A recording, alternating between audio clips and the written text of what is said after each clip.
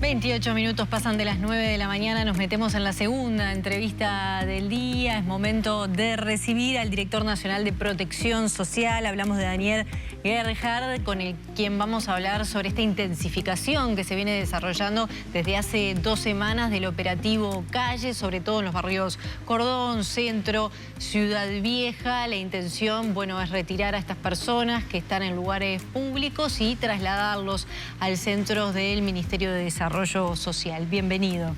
Buenos días, gracias por la invitación. Un gusto. Bueno, Daniel, consultarte si ya tenés cifras cerradas de la cantidad de traslados que se han hecho desde el 22 a la fecha. Sí, bueno, hoy se están cumpliendo 2 semanas desde la intensificación de la aplicación de la norma. En estas 2 semanas hemos recibido unas 260 personas. Pero bueno, más allá de esta cifra, en todas estas 2 semanas y antes, es bueno también contarle a los espectadores, las espectadoras, que en el sistema de protección social del Ministerio de Desarrollo Social tenemos más de 7.500 plazas de diferentes modalidades.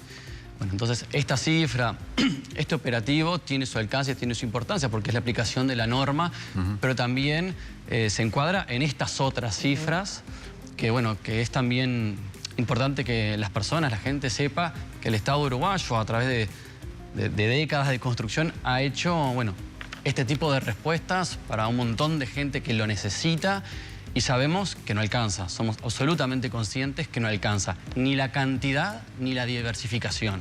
Se ha diversificado mucho dentro de estos programas. Tenemos de lo que más se habla, que son los centros nocturnos, que cada vez son más 24 horas y menos nocturnos, y eso es muy importante. Es algo también que se viene construyendo en los últimos años y nosotros lo hemos intensificado. Pero también hay otros programas. Hay viviendas autogestionadas, hay cupos en pensiones, hay respuestas específicas a madres que vienen con sus gurises, que obviamente no pueden compartir otro tipo de propuestas y dispositivos. Hay personas que necesitan cuidados especiales porque están muy deterioradas, porque vienen de años de calle o porque tienen otro tipo de enfermedades, y a veces encuentran la respuesta del Estado en el Ministerio de Desarrollo Social. Hay algunos que la encuentran en ACE, pero muchos en el Ministerio de Desarrollo Social. Y todo eso también sucedió durante estas 2 semanas. Son 260 personas, entonces, en estas 2 semanas, que son derivadas a este centro especial que establecieron en Casaballe. ¿Y después qué pasa con ellas? ¿Son derivadas a otros centros? ¿Permanecen allí? Sí, el CPA significa Centro de Primera Atención. Entonces, las personas se las recibe. Son personas que fueron trasladadas contra su voluntad, ¿no? Eso también es importante señalarlo, por lo tanto tiene que haber un tratamiento especial. O sea, estas 260 fue en caso de aplicación de ley. Exacto, exacto. Entonces allí tenemos equipos técnicos, y por equipos técnicos nos referimos a educadores, psicólogos, trabajador social, que hace una primera atención, una entrevista para ver cuál es la circunstancia de la persona. Hay personas que estaban, bueno, asentadas hace mucho tiempo, y hay personas que estaban ahí más circunstancialmente, y nosotros rápidamente procuramos que se vuelvan a vincular con el sistema de protección social, que es de donde venían, ¿no? Porque también hay mucha fluctuación. A veces están dentro y después, por diferentes circunstancias, muchas veces vinculada al consumo problemático o otras cuestiones de salud mental, pasan a la intemperie. Nuestra obsesión es que siempre elijan estar dentro del sistema de protección social. Entonces, las personas llegan de diferentes formas, de diferentes trayectorias, y obviamente desde el Centro de Primera Atención lo que se ve es si están proclives a ingresar al sistema. Ahí pueden dormir en el mismo CPA, que hay plazas, o en cualquiera de las más de 1.800 plazas que tiene el programa Calle. ¿Sí? Que son los centros nocturnos, ahora muchos en 24 horas. Y, discúlpame, y otro énfasis es la atención en salud, ¿no? Allí tenemos, bueno, enfermería 24 horas, pero también buena parte de la jornada una emergencia, y en caso de ser necesario se los traslada a algún centro de salud.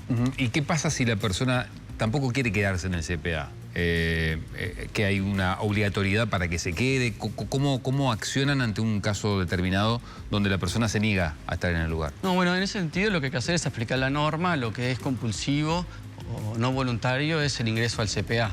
Luego la persona no está privada de su libertad. Está claro. Lo cierto es que las personas sí acceden a la entrevista, a utilizar los baños, al almuerzo. Allí mismo se cocina, también en comedor importante.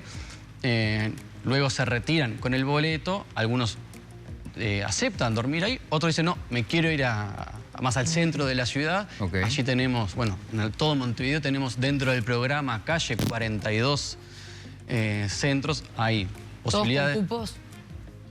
¿Los 42? Bueno, depende del momento del día, cuando tienen cupos o no. Muchos a las 21 horas ya están llenos, otros no. ¿Y tienen capacidad de hacerle seguimiento a la gente?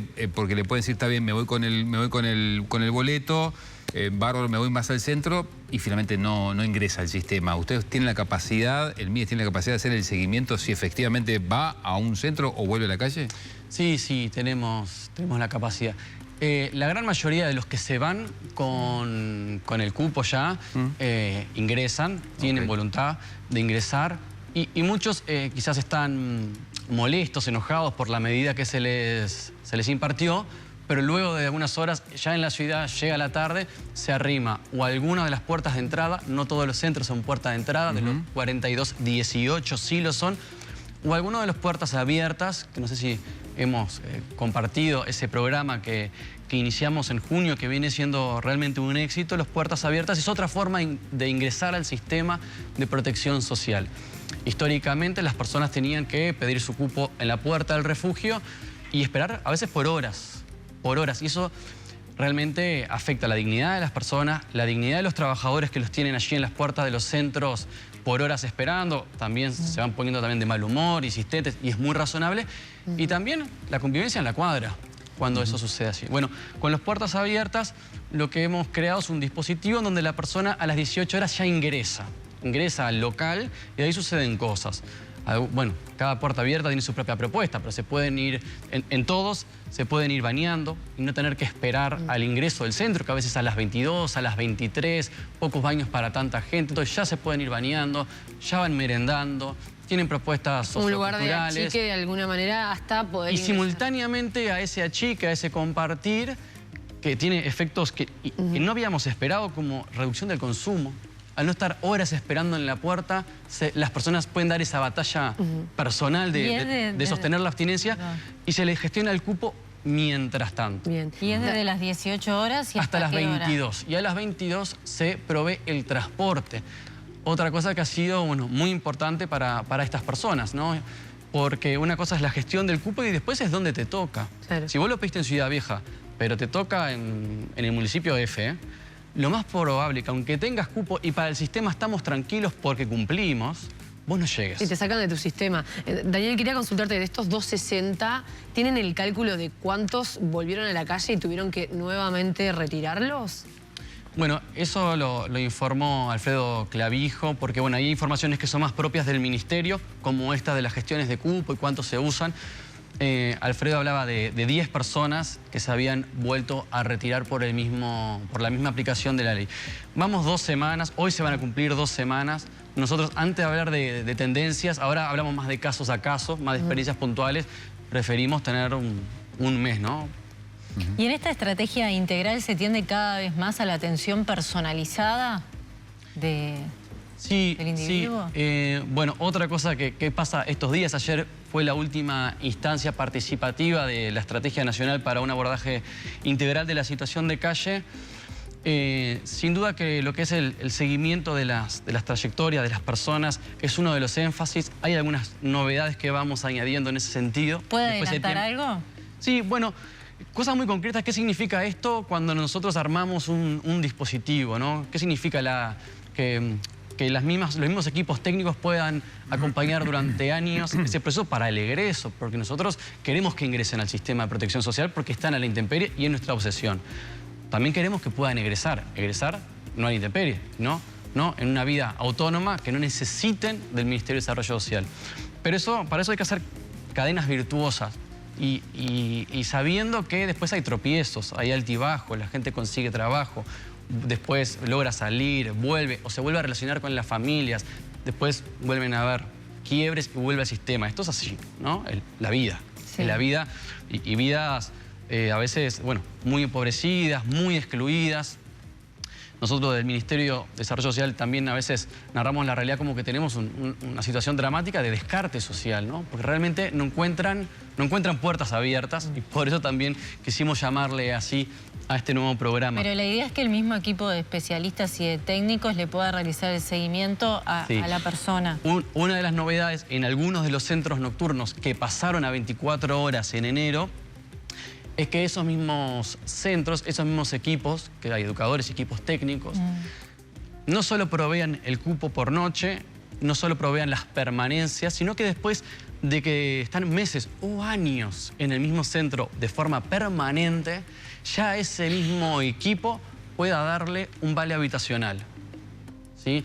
Añadimos, antes existían los vales habitacionales por un lado y los centros nocturnos por otro. Sin eliminar estos convenios de vales habitacionales, añadimos la posibilidad de que el mismo equipo, digamos, te diga, bueno, ya estás pronto, ya no necesitas, vos lo que necesitas es un techo, no necesitas un equipo técnico, una contención, superaste tu situación de consumo, conseguiste tu trabajo estable, bueno, ahora te pagamos la pensión, te visitamos una vez por semana, si tenés un tropiezo podés volver acá mismo, donde confías, donde te conocemos, pero la idea es que en unos meses ya directamente ni siquiera necesites que desde Protección Social te costeemos el como el techo. egreso del sistema. Exacto. Daniel, hay una sensación de que hay más personas viviendo en situación de calle. Por lo menos no están los datos concretos si eso aumentó y cuántos son. Ustedes lo tienen, lo están calculando, ¿les parece importante conocer la cifra? ¿Tienen la información de que efectivamente son más? La construcción de la información es una dificultad en sí misma. Esto suena casi que a excusa, pero voy a decir qué es lo que sí sabemos y qué es lo que podemos presumir, porque nosotros también les podemos asegurar que estamos todo el tiempo observando la calle. Vayamos a donde vayamos, estamos con la mirada puesta en eso. Nosotros el año pasado, en el 2025, tuvimos unos 15.500 ingresos, o sea, cédulas únicas que ingresaron en algún momento del año a algún tipo de dispositivo. Bien. 15.500. El año anterior fueron 2.000 menos. Entonces uno puede mirar el vaso medio lleno o el vaso medio vacío, ¿no? Hay más gente, probablemente. Logramos que más gente acepte ingresar porque facilitamos y humanizamos, dignificamos el ingreso de alguna manera y probablemente sean las dos cosas. No quiero elegir el relato que valore mejor nuestro trabajo. ¿Están trabajando de algún modo para tener la cifra un poco más desmenuzada y no solamente en base a los ingresos de Almides? ¿Hay manera? ¿Están trabajando capaz que con el Instituto Nacional de Estadística?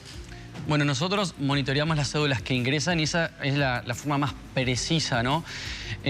A veces también se nos consultan sobre la posibilidad del censo y ahí tenemos que elegir qué es lo que vamos a censar. Si lo que queremos es comparar con el último censo, tenemos que elegir una modalidad. Si lo que queremos es ver qué tipo de dispositivos la gente que siga la intemperie sí accedería, probablemente lo que necesitamos son más entrevistas que censos. ¿Van a hacer alguno? Pero para eso tenemos la Estrategia Nacional. En la Estrategia Nacional participaron ya más de 2.000 personas. Tenemos diálogo permanente con los participantes de los centros, de las puertas abiertas. Conversamos de estas cosas.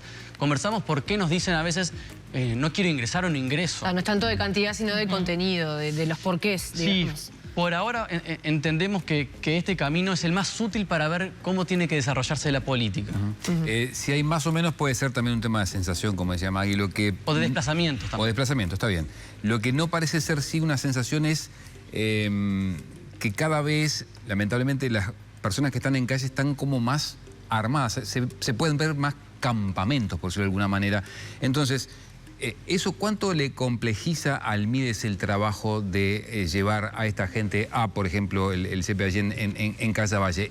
¿Se generan más fricciones por el hecho de que las personas de alguna manera ya están efectivamente acampadas en los espacios públicos?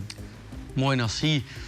Nosotros nos hemos acercado como Ministerio de Desarrollo Social a muchos de esos campamentos para generar un diálogo y para invitar a que dejen ese lugar, ¿no? E ingresen al sistema. Nosotros no desarmamos campamentos porque no tenemos esa competencia, no tenemos la competencia de ninguna medida compulsiva, ¿sí? Acogemos y una vez que los recibimos, realmente hacemos todos los esfuerzos para que permanezcan en el sistema. Lo que sí nosotros analizamos es por qué las personas tienen esa conducta. ¿En qué sentido? ¿Qué es lo que nosotros podemos emular para que esa persona que hoy no ingresa a ninguna de nuestras propuestas sí lo haga? ¿Qué tenemos que cambiar? Lo que está buscando esa persona son propuestas donde se le respete más su intimidad. Bueno, ¿qué tenemos que hacer con eso? Quizás más vales habitacionales, quizás dar centros donde haya, un cuarto, así sea pequeño, pero un cuarto por persona.